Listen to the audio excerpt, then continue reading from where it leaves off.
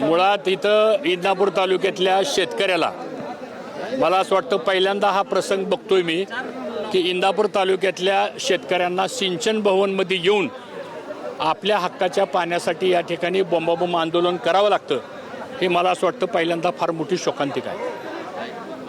या खडकवासला धरणाच्या पाण्याच्या नियोजनाच्या बाबतीमध्ये खरं म्हणजे खडकवासला धरण हे झालतं कोणासाठी?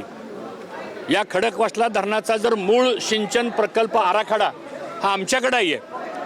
कैलासवासी शंकरराव चव्हाण ह्या राज्याचे मुख्यमंत्री असताना हे खडकवासला धरण मंजूर झालं आणि या धरणामधला 40,000 एकराचा पाण्याचा क्वांटम हा इंदापूर तालुक्यातल्या दुष्काळी भागातल्या शेतकऱ्यांना द्यायचं ठरलं होतं। मग असं असताना आज तिथं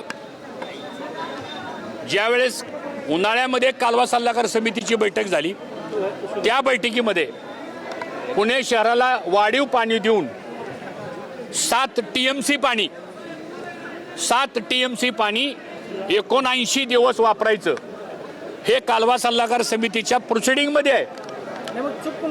एक मग असं असताना हे पाणी इंदापूर तालुक्याला गेल्या 1.5 महिन्यामध्ये का मिळालं नाही आणि म्हणून ह्याच्यासाठी हा आक्रोश आहे।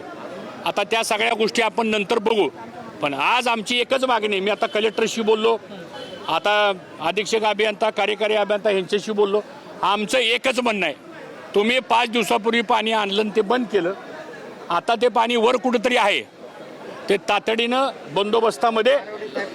बंदोबस्तामध्ये ते पाणी खाली आम्हाला द्या। आता आमची तर पिकं सगळी जळालेली आहेत। आता हे जे पाणी खाली येणार आहे ते फक्त पिण्यासाठी येईल आता आणि जनावरांच्या पिण्याच्या पाण्यासाठी येईल। ह्याच्या व्यतिरिक्त आता ह्या पाण्याचा शेतकरी म्हणून त्याचा तर सगळा करेक्ट कार्यक्रम झालेला आहे, काय राहिलं नाही शिल्लक सांगतो आता। आणि म्हणून सांगतो तुम्हाला जरा ऐका, आणि म्हणून आता हे प्रशासनाचं काम आहे, प्रशासनाची जबाबदारी आहे।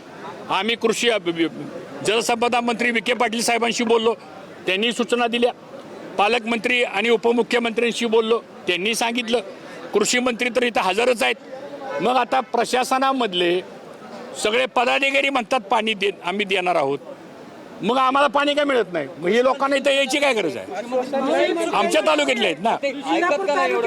नाही, म्हणून आता आमचं म्हणणं असं आहे, आजच्या आज त्यांनी जर पाणी नाही सोडलं तर लोकशाही मार्गानं पुढचा काय मार्ग स्वीकारायचा ते आम्ही शेतकरी सर्वजण स्वीकारू, पण आम्हाला पाणी हे आमच्या हक्काचं पाणी आहे, काय कोणाची मेहरबानी नाही। आरोप कोणावर करण्याची आमची काही कारण नाही। एक सांगतो मी, आरोप करायचं काय, ह्या पाण्याचं मालक कोण आहे? ह्या पाण्याचं मालक जलसंपदा विभाग आहे, दुसरं कोण मालक आहे का पाण्याचं? तुम्ही आहे का मालक पाण्याचं? थांबा एक मिनिट जरा, तुम्ही तर बोला नाही तर मी तरी बोलतो मग जरा। हा, त्यामुळे आमचं म्हणणं स्पष्ट असं आहे, आमच्या भावना तीव्र आहेत। आज इथं उपाशी तापाशी माणसं आलेत समोर, ही परिस्थिती अतिशय भयावह परिस्थिती आहे, उद्या कायदा आणि सुव्यवस्थेचा प्रश्न निर्माण होईल आणि अशा परिस्थितीमध्ये आणि म्हणून आम्ही सांगितलंय, आता कलेक्टरशी बोलतोय, SP शी बोलतोय, महानगरपालिकेच्या आयुक्ताशी बोला, वर कोणाशी बोलायचं त्याच्याशी बोला, आज संध्याकाळपर्यंत इंदापूरला पाणी गेलं पाहिजे, एवढंच आमचं म्हणणं आहे। कायदा पाण्याच्या बाबतीतला कायदा इंदापूर तालुक्याच्या बाजूने आहे, आम्ही कुणाचं जादा पाणी मागत नाही, पण आमचंच पाणी जर तुम्ही जर आम्हाला देणार नसाल, जरूर कायद्याप्रमाणे MWRA म्हणजे महाराष्ट्र वॉटर रिसोर्सेस प्राधिकरण जे आहे तिथं पण आम्हाला भविष्यात जावं लागेल। तिथं नाही न्याय मिळाला उच्च न्यायालयामध्ये आम्ही जाऊ, तिथं नाही न्याय मिळाला आम्ही सर्वोच्च न्यायालयामध्ये जाऊ। मुळात कुठलाही प्रकल्प करताना त्याचा सिंचन प्रकल्प आराखडा मंजूर असतो आणि तो कॅबिनेटचा मंजूर असतो, तो बदलायचा अधिकार कोणाला नाही आहे, कुणालाच अधिकार नाही बदलायचा तो। म्हणून पहिल्यांदा आज आमचं जळलेलं आहे, आता पहिलं आम्हाला पाणी द्या, बाकीच्या गोष्टी नंतर बघू आपण।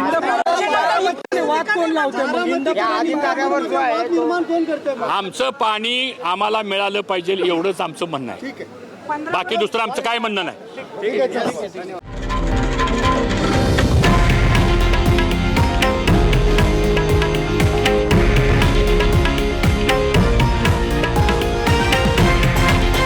हे आहे देशातील नंबर 1 न्यूज नेटवर्क आणि आपण पाहत आहात TV9 मराठी, एकमेव।